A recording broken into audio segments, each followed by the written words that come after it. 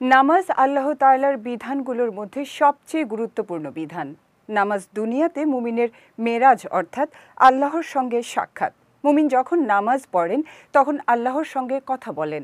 তাই তো পৃথিবীতে আল্লাহর দেয়া বিধানগুলোর মধ্যে নামাজের মর্যাদা সবচেয়ে বেশি।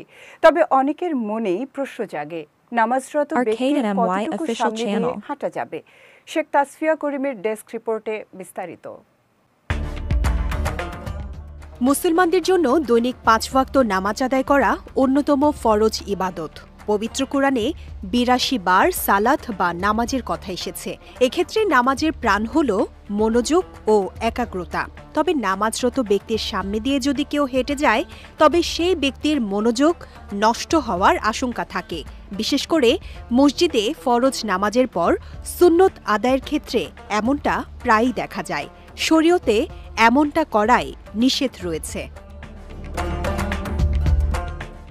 বুসর ইবনু সাইদ রহমতুল্লাহি আলাইহি থেকে বর্ণিত একটি হাদিসে এসেছে, রাসূলুল্লাহ সাল্লাল্লাহু আলাইহি ওয়াসাল্লাম বলেছেন, যদি মুসল্লির সামনে দিয়ে অতিক্রমকারী জানত এটা তার কত বড় অপরাধ, তাহলে সে মুসল্লির সামনে দিয়ে অতিক্রম করার চাইতে ৪০ দিন, ৪০ মাস, এমনকি ৪০ বছরও দাঁড়িয়ে থাকা উত্তম মনে করত। অপর একটি হাদিসে এসেছে, আবু হুরায়রা রাদিয়াল্লাহু তাআলা আনহু থেকে বর্ণিত, তিনি বলেন, রাসূলুল্লাহ সাল্লাল্লাহু আলাইহি ওয়াসাল্লাম বলেছেন, মানুষ, গাধা ও কুকুর সামনে দিয়ে গেলে নামাজ নষ্ট হয়ে যায়। এটি থেকে রক্ষার উপায় হল মুসল্লির সামনে হাওদার কাঠ পরিমাণ কোনো বস্তু রাখা।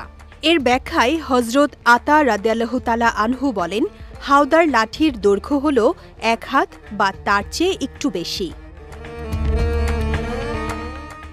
অপর আরেকটি হাদিসে এসেছে, আবু জার রাদিয়াল্লাহু তাআলা আনহু থেকে বর্ণিত, তিনি বলেন, রাসূলুল্লাহ সাল্লাল্লাহু আলাইহি ওয়াসাল্লাম বলেছেন, যখন তোমাদের মধ্যে কেউ সালাতে দাঁড়াবে তখন তার সম্মুখে হাওদার কাঠ পরিমাণ কোনো বস্তু রেখে দেবে।